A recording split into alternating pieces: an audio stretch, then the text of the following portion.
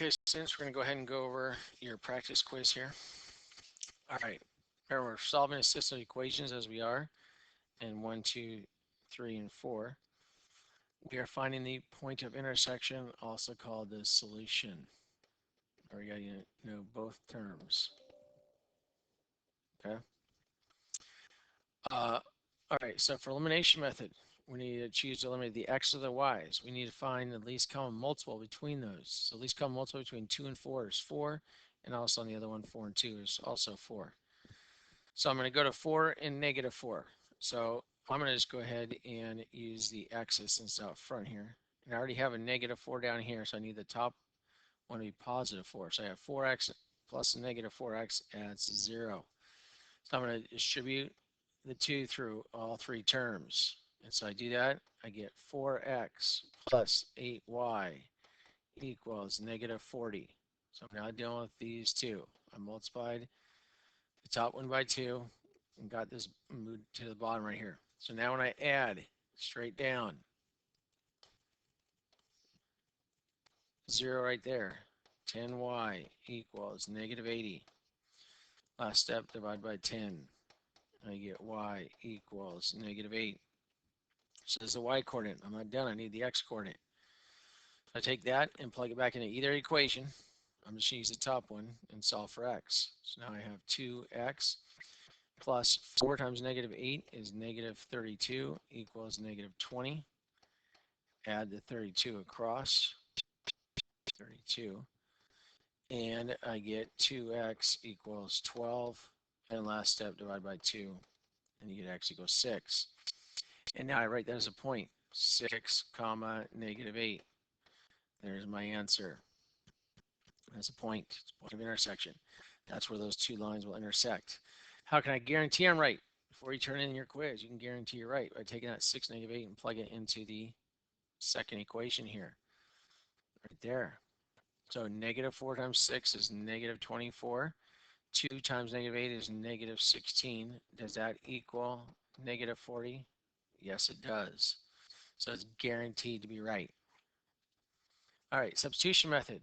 It says y equals negative 3x. So whenever I see a y, I can substitute in negative 3x.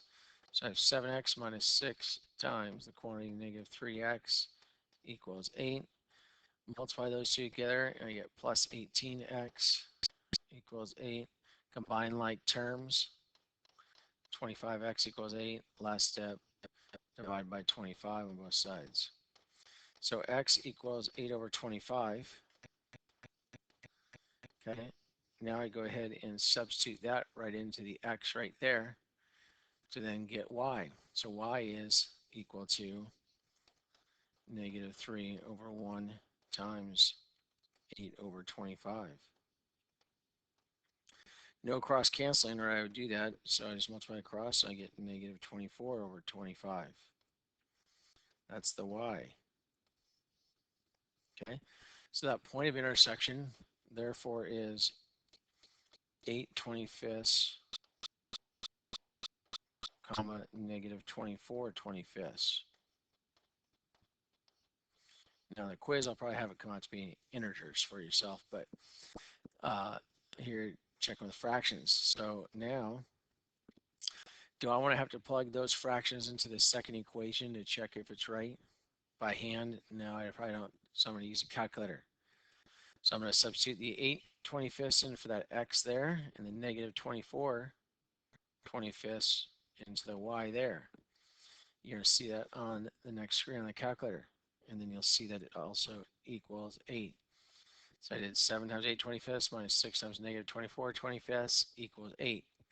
Now the key to remember here, when I put this negative sign, I have to use the negative sign down here. I can't use the minus sign.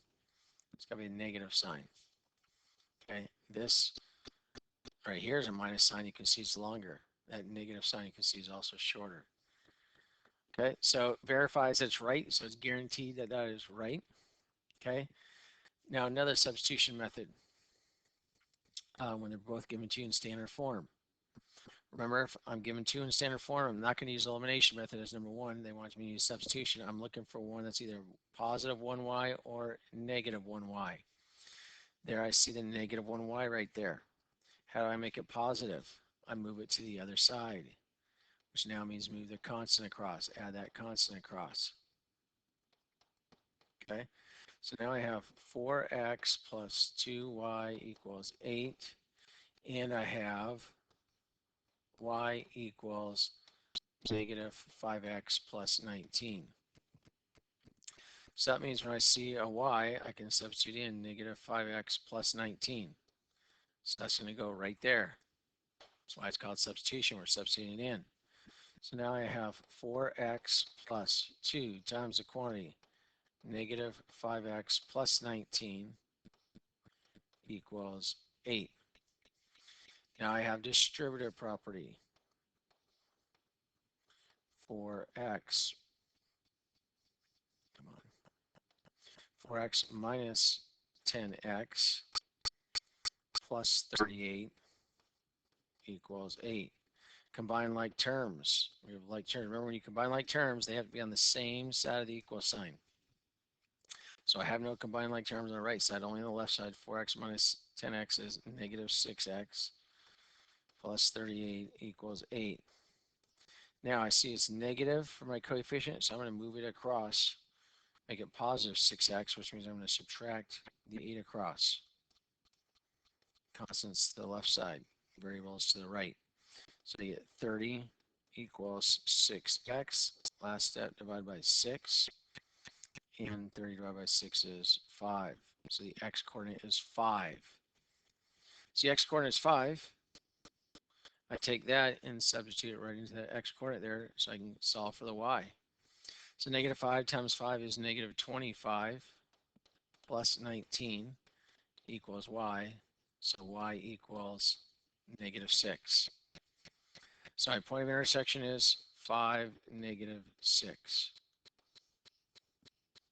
Okay, it's always a point, x comma y.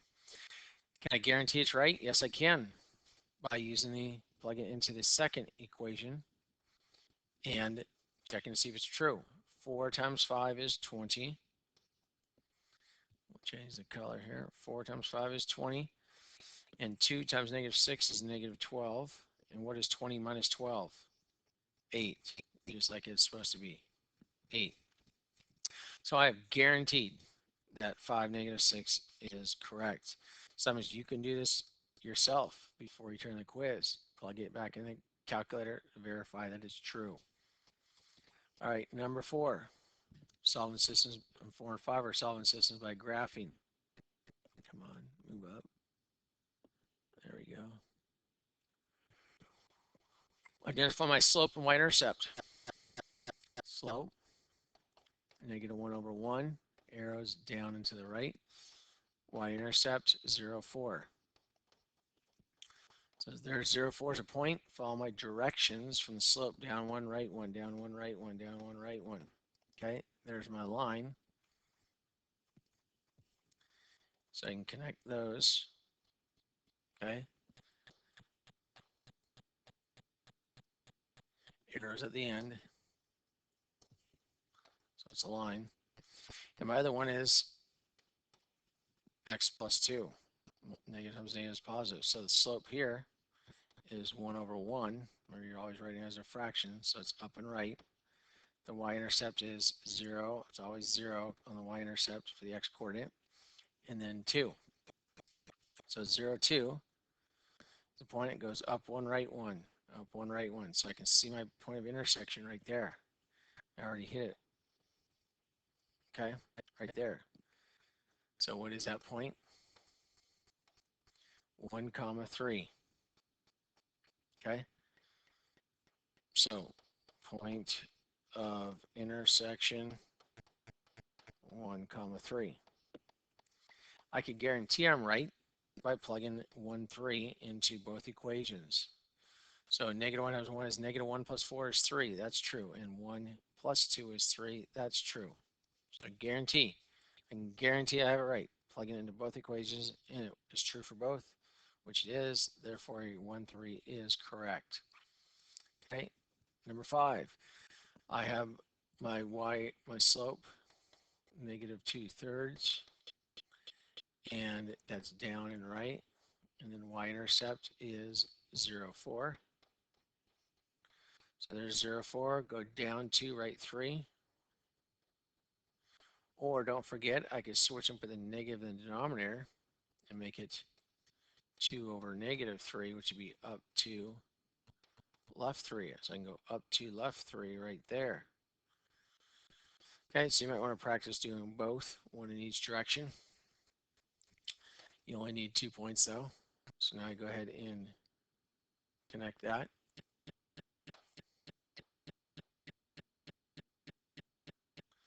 Okay, here's at the end, show it's a line, not a segment. Okay, and then I have 5, 6x minus 5. So the slope is 5, 6. Okay, up 5, right 6. Y-intercept is 0, negative 5. So plot 0, negative 5. Okay, go up 5 and right 6. 1, 2, 3, 4, 5, 6. Okay, so I have that right there. Okay, and oops, draw my line. Oops.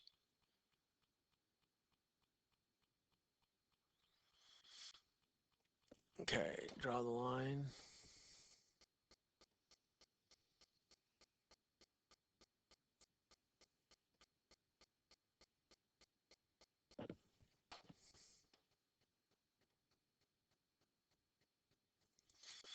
Okay, and if I had continued this line, oops, let me undo that.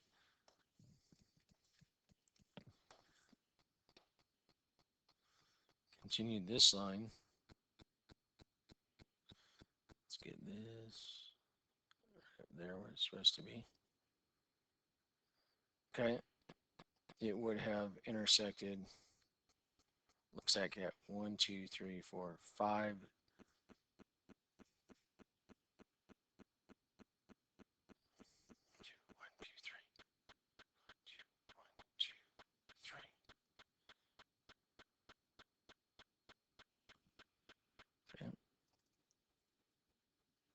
Let's see, and this was 5 up 5,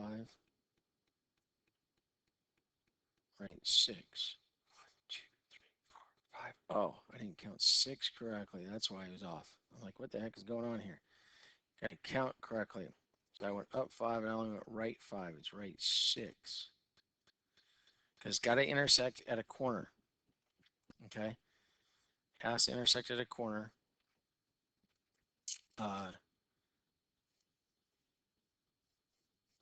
So if I would have just gone down and gone down 2 and right 3, another one. Oops.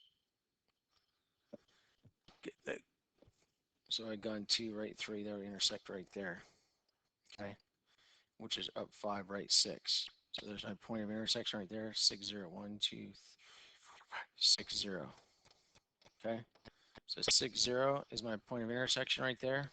Arrows at the end or line. I could check that in both equations. Okay, if I plug in 6, okay, I get negative 4 plus 4 is 0. Plug in 6, second one I get 5 minus 5 is 0. So they both work out. So in problems 1 through 5, so far I can guarantee I have it right. Taking my answer, plugging them back in. Okay, on the graphing ones, it has to intersect at a corner. If it doesn't, recount. See, like you just saw me make a mistake on counting on my slope. I went up 5 and right 5 instead of up right, up 5 left, right 6. Okay, number 6, least common multiple. Okay, that means which multiple means you're multiplying. So I'm multiplying the bigger number if I want to think of it. Does 18 go into 32? No, I would double 32 to 64. That's one way of doing it until you come up with a number that works. That 18 also goes into. So you can do it that way, but I showed you can do the factor tree. 9 times 2 and 3 times 3. Here I have 16 times 2, 4 times 4, 2 times 2, and 2 times 2, your factor trees. Then I need to take the most of each number. So on the left one, I only have 1, 2. But I have how many 2's over here? 4 plus 1 is 5 2's. So it's going to be 2 to the 5th, 5 2's. And then the other number I have is 3's. How many 3's do I have? I have 2 3's here and none here. So I have to take both 3's. I'm always taking the larger number of them. And that covers all the primes in either 18 or 32. So whatever this answer is, that is my least common multiple. So we're going to know 2 to the 5th is 32. 3 squared is 9. So I'm doing 32 times 9. That's 270 plus 18 is 288. So 288 is the least common multiple that 18 and 32 go into. So remember, least common multiple is also called the common denominator. Lowest common denominator as well when you're talking about fractions. All right, so again, 6, 7, and 8 are review problems. 1 through 5 are our current material. 6, 7, 8 are review. So from now on quiz and tests, I'll be throwing in review material, stuff that we've gone over prior tests, quizzes, and warm-ups. All right, number 7, what's the degree of the following polynomial? So you need to remember how many terms we have here. Remember, terms are separated by plus or minus signs. Remember, there's a plus earlier out there. So there's 3 terms here. Okay, technically it's all plus signs, so I could write this as a plus negative 4x to the 4th, y to the 4th. So the first term would be x cubed y to the 1st. The second term would be negative 4x to the 4th, y to the 4th. And the third term would be 4x cubed. Oh, sorry, that's not combined there. And then the fourth term would be 4 to the 13th. Okay, got another plus sign there.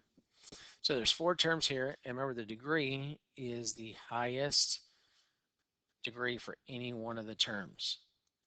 So remember, in order for it to count as a degree, the exponent has to be on a variable. That's on a variable, that's on a variable. So that has degree 4.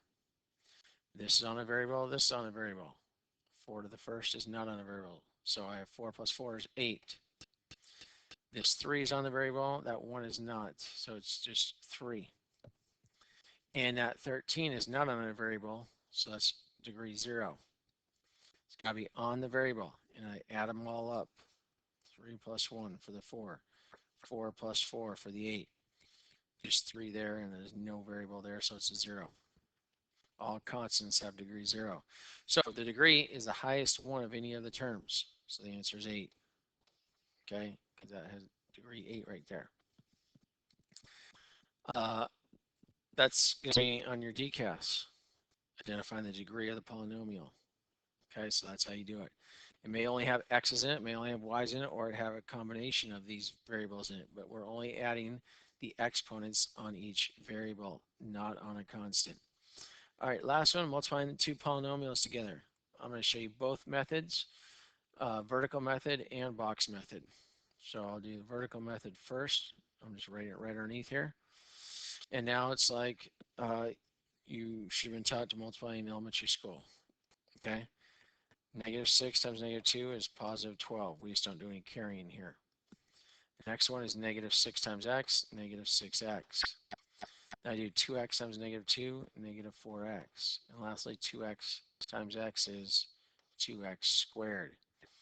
Notice this will help to line up your like terms right away. And now I just add straight down because I have like terms set up. 2x squared minus 10x plus 12. There's my answer. You can do the same thing using the box method. I have 2 terms on each, so 2 on each side of an x, minus 2 on that one, and 2x minus 6 here. It doesn't matter. I could have the 2x minus 6 vertically and the x minus 2 horizontally. You're still going to get the same answer. So now I go ahead and multiply those together. X times 2x is 2x squared. X times negative 6 is negative 6x. Negative 2 times 2x, negative 4x, and negative 2 times negative 6 is positive 12. Then I look for the like terms. Okay, they're usually at diagonals like that. So my final answer, again here, as you see, 2x squared minus 10x plus 12. Exact same answer you got over here. So there's two different methods. You can choose whichever method you like better. Okay. If you do the right steps, you're going to get the right answer. All right, that goes and explains it.